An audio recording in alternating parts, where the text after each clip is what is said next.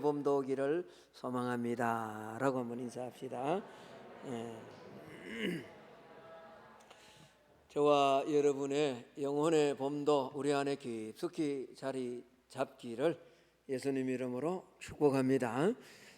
사람은 자주자주 미래를 예측합니다. 앞으로 어떻게 될 것인가. 특별히 이런 미정유의 세계를 만나면 앞으로 불안정한 미래가 어떻게 될 것인가 예측하는 경우가 참 많습니다. 그런데 사람의 예측들이 맞지 않는 경우가 거의 대부분입니다.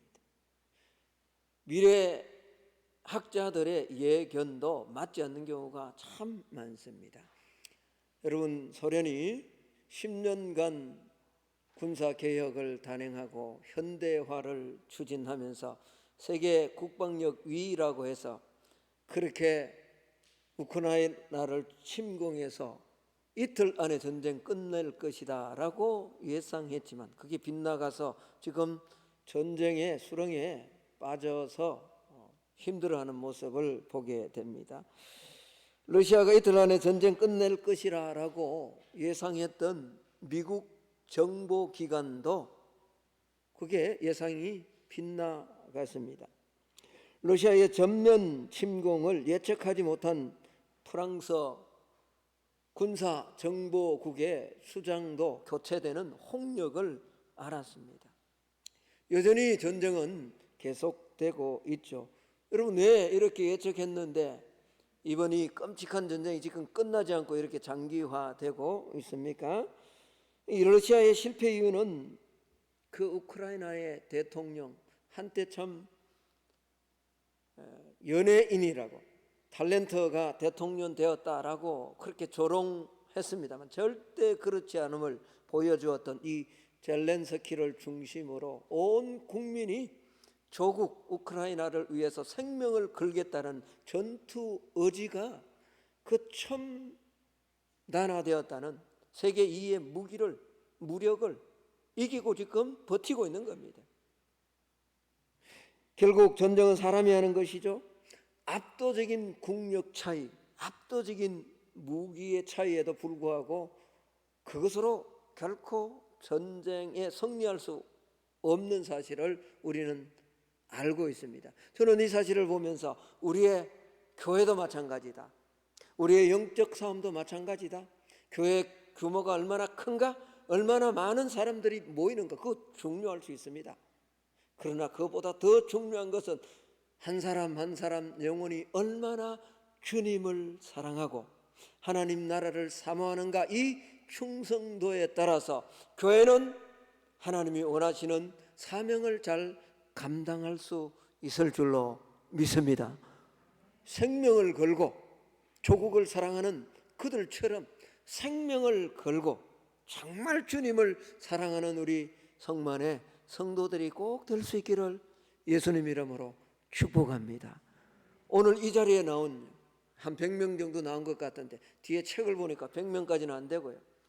한 80명, 90명 정도 나올 것 같은데 이렇게 나온 우리 성도들만이라도 정말 주님을 사랑하면요, 얼마든지 하나님이 우리에게 맡기신 사명, 성만교회가 감당해야 될 일들을 넉넉히 감당하는 교회로 주님 앞에 인정받고 칭찬받는 교회가 될 줄로 확신합니다. 우리 안에 주님 사랑하는 사랑이 넘쳐나기를 예수님 이름으로 축복합니다. 오늘은 종료주일입니다. 고난주간을 앞서서 주님께서 예루살렘으로 입성하실 때 무리들이 손에 종려나무 가지를 들고 외쳤던 것을 기념하면서 지키는 그런 주일이 종려주일이죠. 오늘 12절 13절 말씀을 한번 볼까요? 이렇게 기록하고 있습니다. 그 이튿날에는 명절에 온 큰 무리가 예수께서 예루살렘으로 오신다는 것을 듣고 종려나무 가지를 가지고 맞으러 나가 외치되 호산나 찬송하리로다. 주의 이름으로 오시는 이 곧 이스라엘의 왕이시여 하더라. 여러분, 여기 12절에 명절이란 말이 나옵니다. 명절. 이 명절은 유월절을 말하는 겁니다. 여러분, 유월절이 뭡니까? 이스라엘의 해방절 아닙니까? 과거 이스라엘 백성들이 400년간 애굽에서 종노릇 했는데 하나님의 크신 권능의 손으로 은혜를 베푸셔서 이스라엘을 그 애굽에서 구원해 주신 날, 가나안 땅으로 인도하신 그 날, 그 구원의 날을 기념하여 지키는 절기가 유월절 패스오버입니다. 출애굽기 12장에 보면요, 온 애굽을 심판하실 때 하나님께서는 모세에게 이스라엘 백성들이 살 길을 알려 주셨습니다. 이스라엘 각 가정마다 문에 있는 기둥, 양 기둥, 문설주에 흠없는 어린 양을 잡아 피를 바르면 그 피를 보고 하나님의 심판의 천사가 넘어갈 것이다 라고 말씀해 주셨습니다. 하나님은 당신의 뜻에 불순종하고 거역하고 주의 백성을 핍박하는 애굽의 모든 집마다 사람이든 짐승이든 장자를 다 쳐서 그 생명을 거두어 가셨습니다. 그렇습니다. 애굽의 역사 속에 전대미문의 호국 소리가 전국을 뒤덮었습니다. 그러나 하나님의 말씀대로 흠없는 어린 양을 잡고 그 피를 하나님의 말씀대로 살려주는 방법대로 문설주에 바른 이스라엘의 가정은 한 사람도 해를 당하지 않았습니다. 하나님의 심판의 천사가 문에 양의 피가 발라진 것을 보고 그 집을 넘어간 거죠. 유월한 겁니다. 그래서 이걸 뭐죠? 유월절이라고 그렇게 말합니다.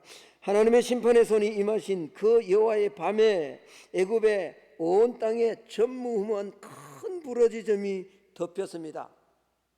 그러나 이스라엘 자손에게는 사람에게나 짐승에게나 개 한 마리도 그 혀가 상하지 않을 만큼 하나님은 온전하게 지켜주셨습니다. 그리고 그들은 살아났고 살아난 하나님의 백성들은 하나님께 영광을 돌린 거죠.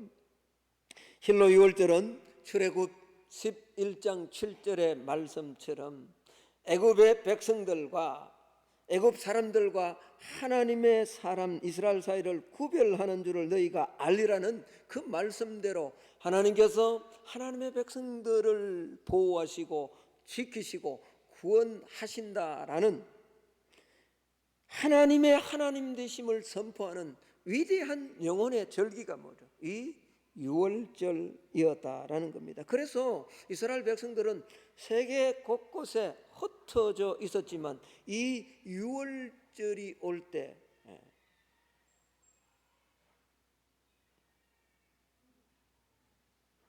난 또 누가 소리를 지르는 줄 알았네. 이 유월절이 오면 뭐죠? 다 예루살렘으로 모여서 하나님 앞에 절기를 지키는 거죠. 그래서 예루살렘 성전으로 순례를 가는 것을 그들 평생의 소원으로 생각을 했습니다. 그래서 오늘 본문 12절을 다시 한번 볼까요?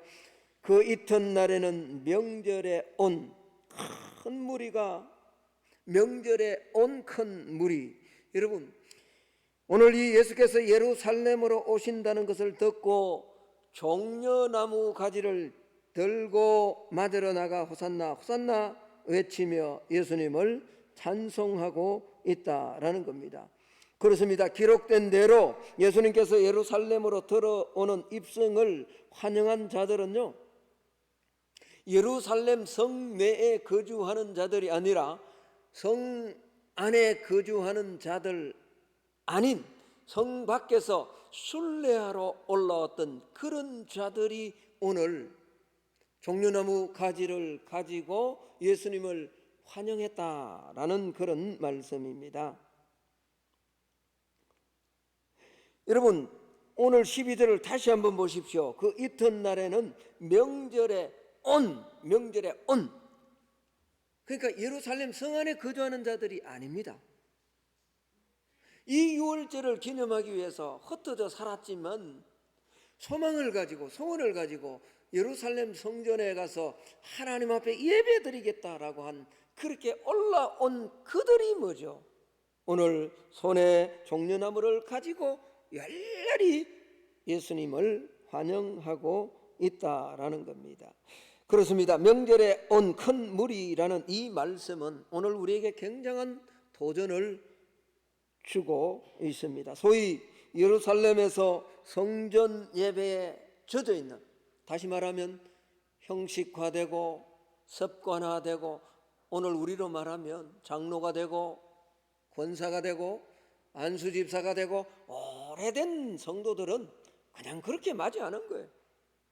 지금 온 인류를 구원하시기 위해서 나귀를 타시고 말씀 그대로 예루살렘으로 입성하는 그 예수님에 대해서 아주 냉랭합니다. 식어져 있습니다. 그러나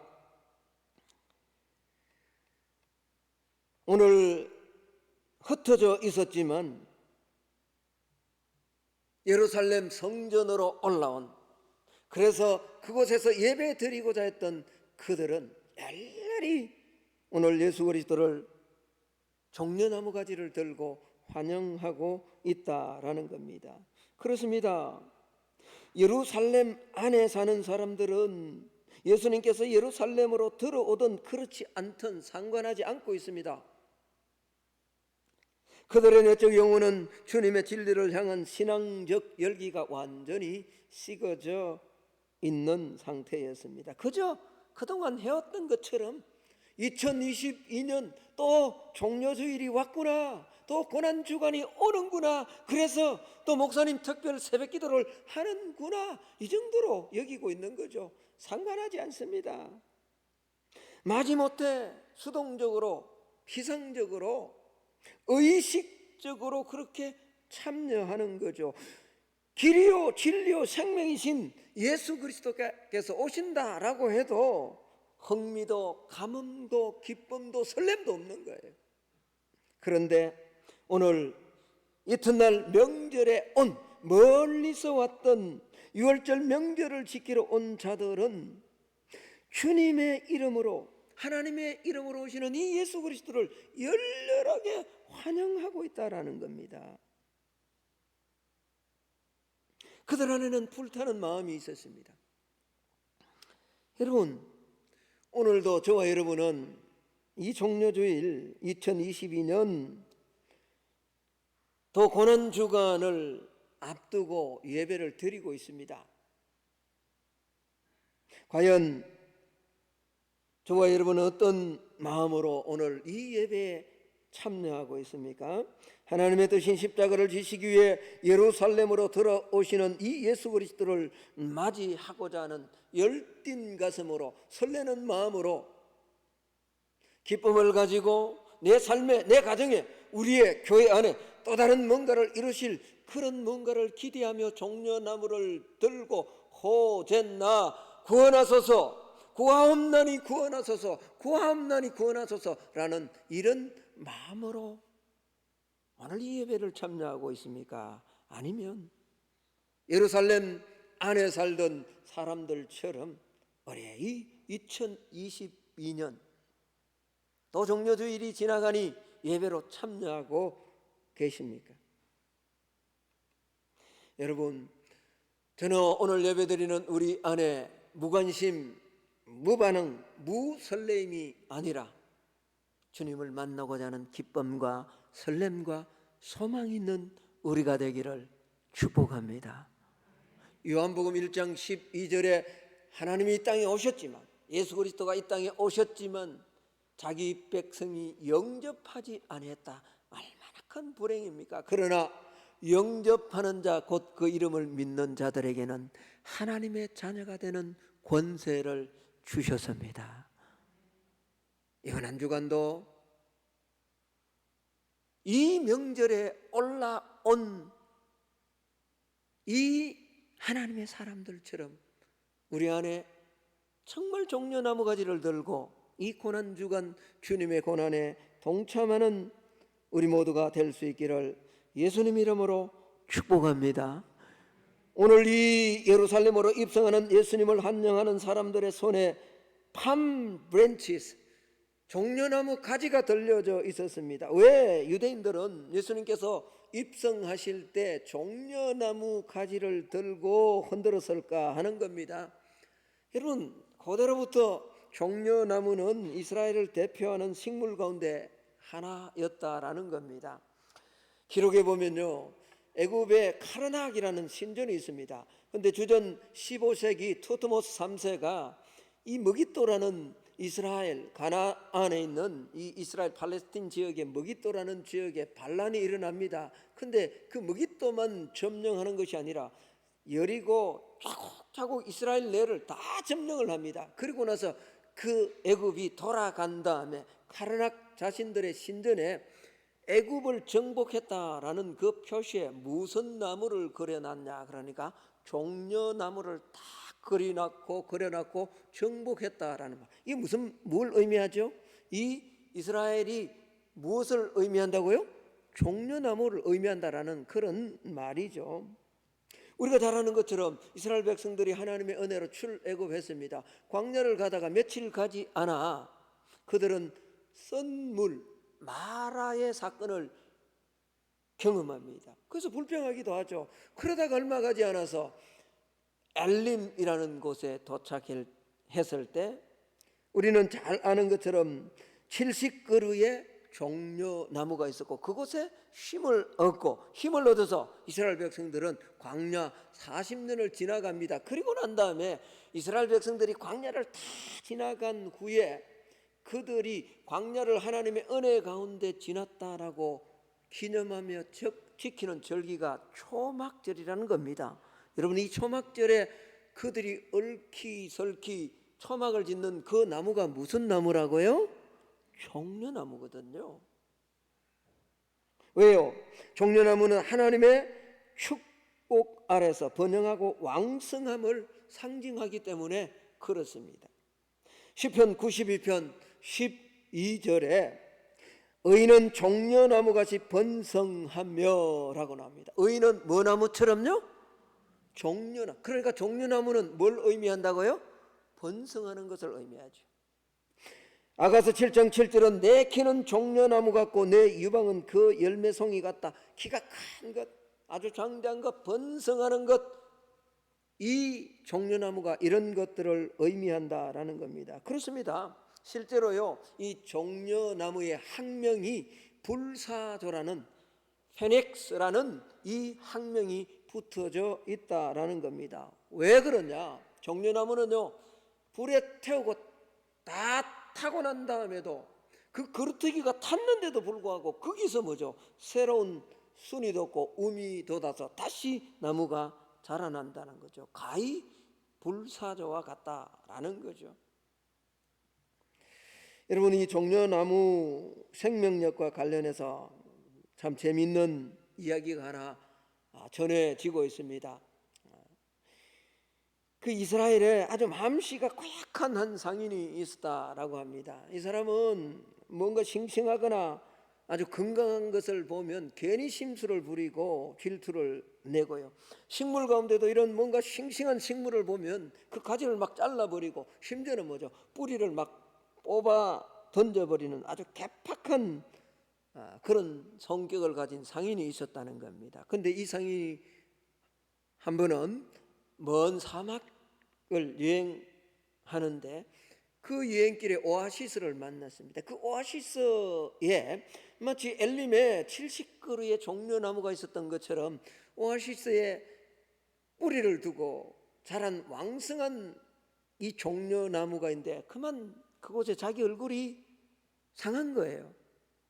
그래서 이 심술궂은 상인이 뭐죠? 화가 나가지고는 가지를 막 자르고 이 종려나무 뿌리를 막 뽑으려고 했는데, 여러분 그 오아시스 옆에 뿌리를 두고 있는 종려나무가 쉽게 뽑히겠습니까? 그렇게 막 하다가 안 뽑히니까 그냥 포기하지 않고 뭐죠? 주변을 돌아보다가 아주 큰 돌 그냥 지나가면 되는데 그 큰 돌을 가지고 그 종려나무 뿌리 중앙에다 꽉 올려놨다는 거죠. 여러분, 종려나무 뿌리로 봐서는 아닌 밤중에 홍두깨고요, 청천벽력과 같은 거죠. 그 무거운 바위가 뭐죠? 그 위에 노여스님. 그럼에도 불구하고 이 종려나무는 생명을 유지하기 위해서 어떻게 해요? 더 뿌리를 아래로 아래로. 그래서 계속 내려가다 보니까요, 그 오아시스 가장 밑에 있는 샘과 연결되어서 이 종려나무가 뿌리가 큰 산맥을 이룰 만큼 그렇게 커졌다라는 거죠. 여러분, 종려나무는 십자가처럼 여겨졌고 그 바위 덩어리 때문에 오히려 거목으로 성장해서요, 그 사막을 지나는 사람들에게 오아시스를 만날 적마다 뭐죠? 그늘이 되어주는 그런 나무가 되었다, 기쁨이 되었다라는 겁니다. 그래서 종려나무의 이런 끈질긴 생명력을 이스라엘 백성들은 압제를 이겨내는 부활과 승리의 상징으로 여겼다는 겁니다. 왜 예수님이 예루살렘으로 지금 입성하는데 그 명절에 올라온 사람들이 다른 나무가 아니고 종려나무 가지를 흔들고 예수님을 맞이하느냐? 예수님이 곧 부활이요 성림을 인정하는 거죠. 할렐루야. 그래서 오늘 주님을 맞이하면서 그냥 맞이하는 것이 아니라 종려나무 가지를 잡고서 예수님을 맞이했다라는 겁니다. 여러분, 우리가 잘 아는 것처럼 예수님 당시 팔레스틴은 이 로마의 권력을 이양받았던 헤롯 가문에 의해서 통치를 받았습니다. 그야말로 큰 돌에 눌린 종려나무고 불에 탄 종려나무 그루터기와 같은 그런 어떤 상황 가운데 있었습니다. 여러분, 이런 때, 고통당한 이런 때 예수님께서 오셔서 병든 자를 고치십니다. 기적을 일으키십니다. 오병이어의 놀라운 역사들을 일으키십니다. 이런 역사와 기적들을 본 이스라엘 백성들이 이분이 억눌려 있는 우리 민족을 로마의 압제로부터 구원해 주실 메시아라고 생각했겠죠. 그래서 올라왔던 많은 명절에 모였던 많은 사람들이 오늘 뭐죠? 예수님이 예루살렘으로 입성하실 때 메시아 되신 그분을 보고 13절 우리 한번 읽어볼까요? 13절입니다. 같이 한번 읽어봅시다. 시작. 종려나무 가지를 가지고 맞으러 나가 외치되 호산나 찬송하리로다. 주의 이름으로 오시는 이 곧 이스라엘의 왕이시여 하더라. 할렐루야. 왜 이렇게 하시는지, 왜 이런 외침을 하는지 이해가 되시죠? 그렇게 억눌려 있었는데, 그렇게 고통당했는데 자신들을 구원해 주실 메시아죠. 부활이요 승리요 능력이 되신 그분이 우리 주님이시다라고 그렇게 외친 거죠. 사실 여러분, 이 오늘 연도에 선 예루살렘 연도에 서서 종려나무 가지를 가지고 외치는, 그래서 외쳤던 이 외침은요, 시편 118편의 시인이 하나님을 향해서 고통 가운데서 외쳤던 외침의 압축적 인용입니다. 자, 우리 시편 118편으로 한번 가봅시다. 시편 118편에 가보면요, 구약 성경으로 한번 넘어가야 됩니다. 앞을 보면 안 됩니다. 하도 앞에서 영상으로 띄워주니 성경을 안 보고 영상만 보려고. 영상을 보지 마시고 성경을 찾으세요. 시편. 저거 말고 띄우지 마세요. 저거 아니에요. 제가 지금 찾으려고 하는 말씀 저거 아니에요. 그러니까 시편 제가 찾자 그러면 찾으셔야죠. 시편 몇 편요? 118편. 여러분, 시편 118편은 무명의 시인이 고통 가운데서 하나님을 향해서 부르짖는 내용입니다. 자, 시편 118편을 한번 보면요, 호산나 구하옵나니 구원하옵소서 라고 그렇게 처절하게 부르짖습니다. 5절 말씀을 한번 보십시오. 시편 118편 5절. 내가 고통 중에 여호와께 뭐 했다고요?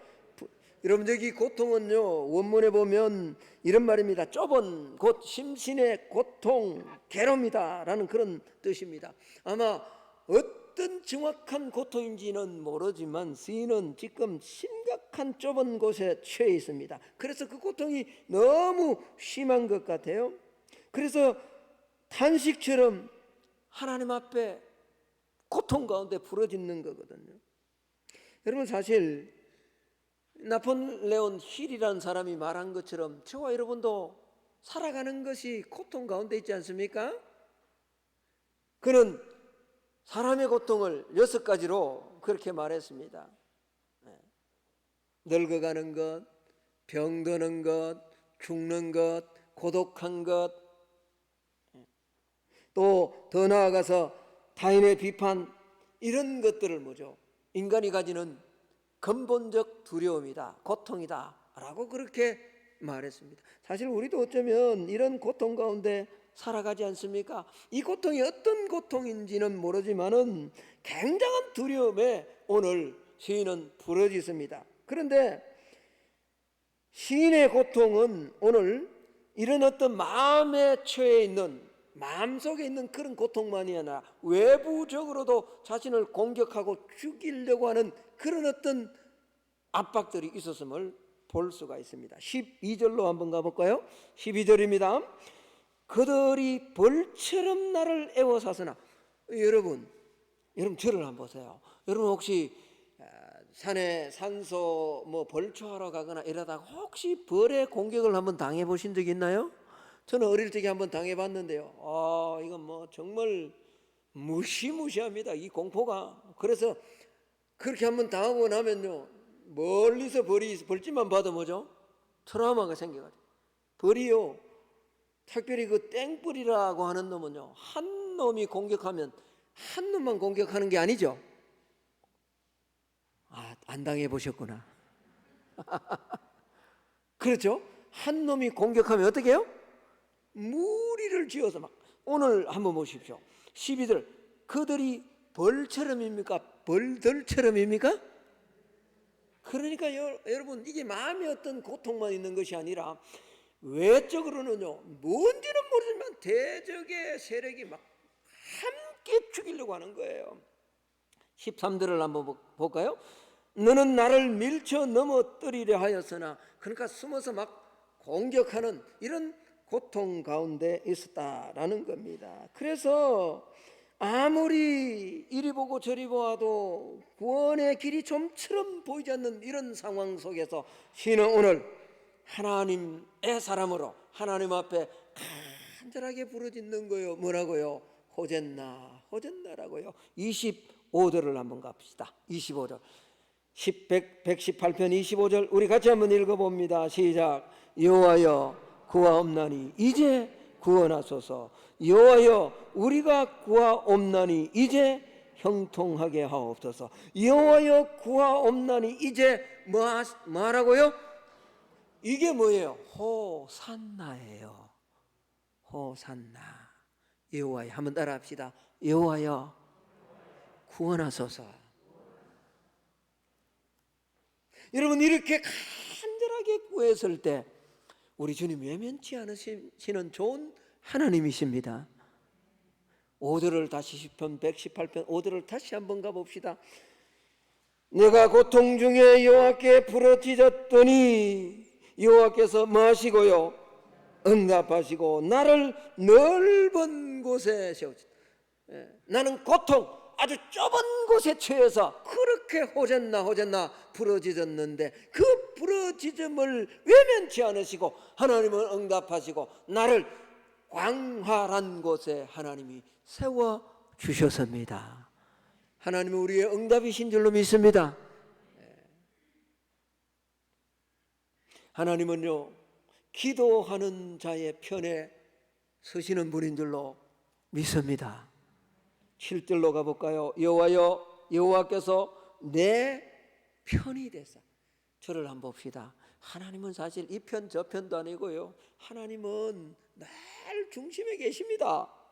믿으십니까? 우리가 하나님을 떠났다가 분리하면 하나님께 붙었다가 나 하나님 편입니다. 그러다 조금 내가 살만하면 또 이렇게 하죠.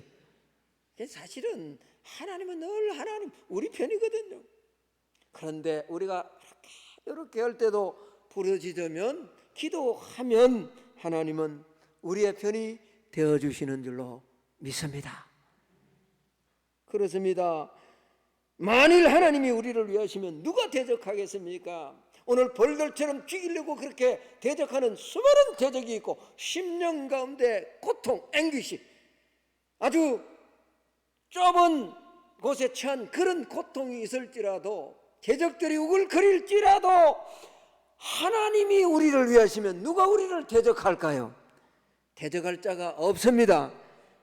그러므로 우리는 하나님을 붙들어야 될 줄로 믿습니다. 여러분, 예수님은 하나님이십니다. 믿습니까? 근본 하나님과 본체십니다. 그런 주님께서 하나님의 본체를 버리시고 우리를 구원하시기 위해서, 저 여러분의 죄를 사하시고 우리를 구원하시기 위해서 이 땅에 오시지 않았냐고요. 그래서 오늘 스가랴서 9장 9절의 말씀을 이들이 인용하고 있습니다. 보라, 내 왕이 내게 임하나니 그는 공의로우시며 구원을 베푸시며 겸손하여서 나귀를 타시나니 나귀의 작은 것 곧 나귀 새끼니라. 큰 군대의 성면 장군은 왕은 절대로 나귀 타고 오지 않습니다. 그럼에도 불구하고 백마를 타고 개선 장군처럼 위풍당당하게 들어오지만, 우리 주님은 이 땅에 오실 때 우리를 구원하시기 위해서 만왕의 왕 되시지만 겸손하게 나귀를 타고 우리를 구원하러 이 땅에 오셨다라는 거죠. 그 오시는 주님을 이 이스라엘 백성들이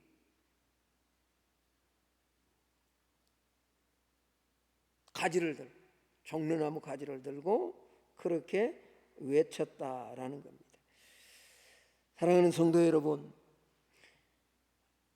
주님은 우리를 구원하시는 종려나무가 되시는 줄로 믿습니다. 종려나무는요, 어떤 고난과 박해 가운데서도 생명력으로 다시 살아나고 부활하시고 그 고난을 능히 이기시는 승리의 상징입니다. 우리 주님은 십자가 지셨지만, 그 고난의 십자가를 지셨지만 부활하시고 승리하신 분이 우리 주님이신 줄로 믿습니다. 그 주님이 우리의 간구와 우리의 부르짖음을 들으시기 위해서 이 땅에 오셨잖아요. 그날을 기념하고 그날을 소망하고 그분을 그렇게 일일이 맞았던, 오늘 명절에 올라왔던 수많은 순례객들처럼 오늘 예배드리는 우리 성만의 성도들도 이런 마음, 이런 믿음으로 주님을 맞이하는 복된 성도들이 되시기를 주의 이름으로 축복합니다. 한 사람도 그냥 예루살렘 시민들처럼 또 2022년 종려주일 고난주간이 그냥 지나가는구나, 무감각하고 무관심하고 무설레임으로 그렇게 고난주간을 보내는 것이 아니라, 우리 안에 여러 가지 어려움이 있고 고난이 있고 아픔이 있고 두려움이 있지만, 코로나19라는 두려움이 있지만, 이 고난주간에 새벽에 올라와서 주님을 만나고 어려움과 힘든 부분들을 이겨내면서 기도하는 자 편에서 구원하시는, 호산나, 구원하시는 우리 주님을 만나고 그분의 사명을 기쁨으로 감당하는 우리 성만의 모든 성도들이 다 될 수 있기를 예수님 이름으로 축복합니다. 기도하겠습니다. 하나님 감사합니다. 우리의 부활이 되시고 우리의 승리가 되신 주님,